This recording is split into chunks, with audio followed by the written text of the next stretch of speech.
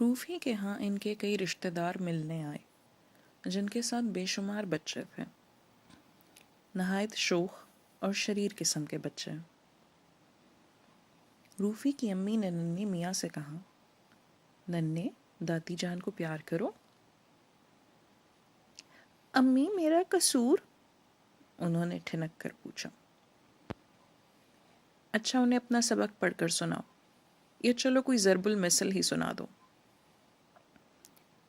کل کا کام آج پر مت چھوڑو، ننھے میاں سینہ تان کر بولے۔ غلط ہے، سوچ کر پھر بتاؤ، ان کی امی نے ڈانٹا۔ آج کا کام پرسوں پر مت چھوڑو۔ چلو رہنے دو، ان کی دادی جان بولی۔ اچھا یہ بتاؤ تم صبح کتنے بجے جاگتے ہو؟ جب سب جاگتے ہیں۔ بچوں کو تو مرغ کی اذان کے ساتھ اٹھنا چاہیے۔ جی ہمارے ہاں مرغ ہیں ہی نہیں۔ تو سورج کی پہلی کرن کے ساتھ اٹھنا چاہیے۔ جس کمرے میں ہم سوتے ہیں اس کا رخ مغرب کی طرف ہے۔ ادھر بچوں نے ہمیں پریشان کر دیا۔ ایک پوچھتا تھا، بھائی جان چڑیا گھر کو چڑیا گھر کیوں کہتے ہیں؟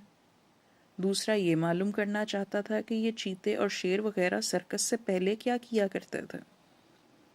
ایک کا غبارہ اڑ گیا۔ وہ یہ دریافت فرما رہے تھے کہ کشش ثقل نے غبارے کو روکا کیوں نہیں۔ کشش ثقل سے ان کا اعتبار اٹھ چلا تھا۔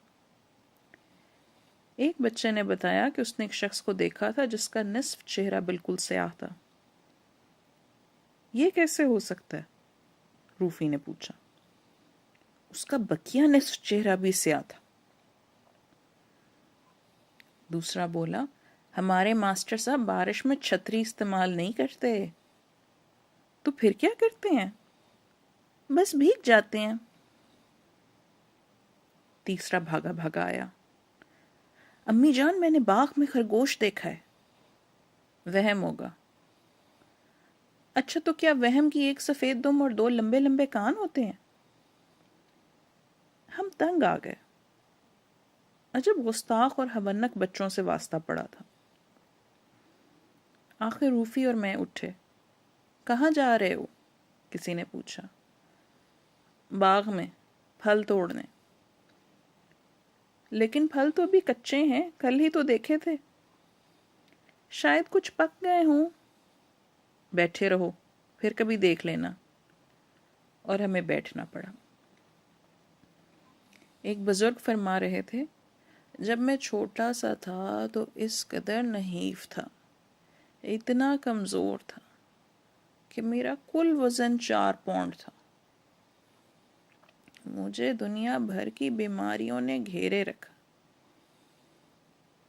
تو کیا آپ زندہ رہے تھے؟ ایک ننھے نے دریافت کیا۔ ایک خاتون فرما رہی تھی، اس وقت اپنے ملک میں ہم جاگ رہے ہیں، لیکن امریکہ کے بعض حصوں میں لوگ سو رہے ہوں گے۔ سست الوجود کہیں کے، ایک اور ننھے نے بات کاٹی۔ آئس کریم جلدی سے کھا لو ورنہ ٹھنڈی ہو جائے گی، ایک طرف سے آواز آئی۔ یہ کافی تو جلی ہوئی ہے۔ دادی جان ننھے میاں سے پوچھ رہی تھی، کیوں ننھے، یہ سڑک کہاں جاتی ہے؟ جی جاتی واتی تو کہیں نہیں، ہر صبح مجھے یہیں ملتی ہے، اگر رات کو کہیں چلی جاتی ہو تو پتہ نہیں۔ مگر یہ وہی سڑک تو ہے جو جرنیلی سڑک سے جا ملتی ہے اور پشاور جاتی ہے۔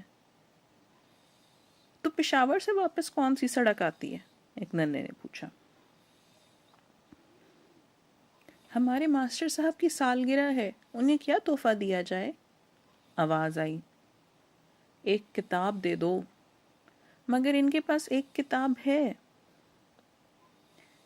دادی جان نے پھر ننھے سے سوال کیا، وہ جو سامنے جانور چر رہے ہیں کتنے ہیں؟ 22۔ کچھ دیر کے بعد جواب ملا۔ شاباش، اتنی جلدی تم نے کیوں کر گن لیے؟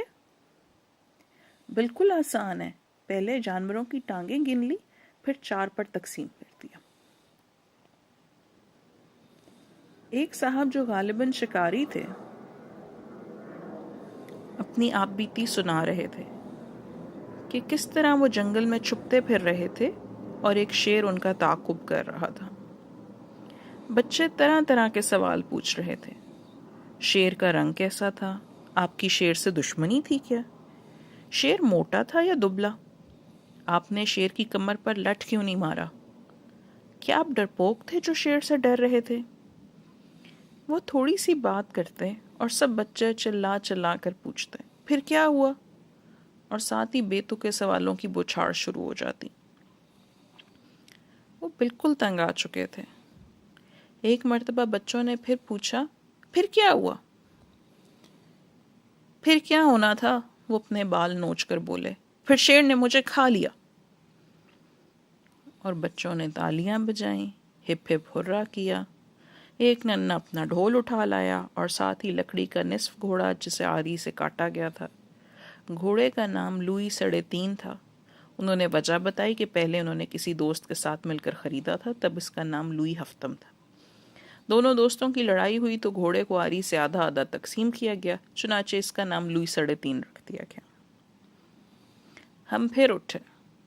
کہاں جا رہے ہو؟ جی باغ میں، شاید اب پھل پک گئے ہوں۔ لیکن ہمیں پھر بٹھا لیا گیا۔ دوسرے کمرے سے ایک بچے نے صدائے احتجاج بلند کی اور نعرہ لگایا۔ ہم بھاگ کر پہنچے تو دیکھا کہ 2 بچے لڑ رہے ہیں۔ بڑا چھوٹے کی خوب تواضع کر رہا تھا۔ مشکل سے دونوں کو علیحدہ کیا۔ دادی جان کے سامنے مقدمہ پیش ہوا۔ لڑائی کی تفصیل بیان کی جا رہی تھی۔ چھوٹا بچہ ڈینگے مار رہا تھا کہ میں نے یہ کیا، میں نے وہ کیا۔ وہ کہہ رہا تھا میں نے اس کو پکڑ کر اپنے اوپر گرا لیا اور اپنی ناک اس کے دانتوں میں دے دی، پھر میں نے اس کی کوہنی اپنی پسلیوں میں چبھو دی اور دھڑام سے اس کا مکہ اپنی کمر میں رسید کیا، پھر زور سے اس کا تھپڑ اپنے منہ پر مارا، پھر میں نے جو اس کی ٹھوکر اپنے گھٹنے میں لگائی ہے تو بس۔ ہم پھل توڑنے کے بہانے سے بمشکل وہاں سے نکل سکے۔ باغ میں روفی اور میں دیر تک سوچتے رہے کہ دنیا میں کیسے کیسے نامعقول اور بیہودہ بچے بستے ہیں۔ حصہ پنجم، مضمون ہے نیلی جھیل، اور یہ شفیق الرحمان صاحب کی کتاب حماقتیں سے لیا گیا ہے۔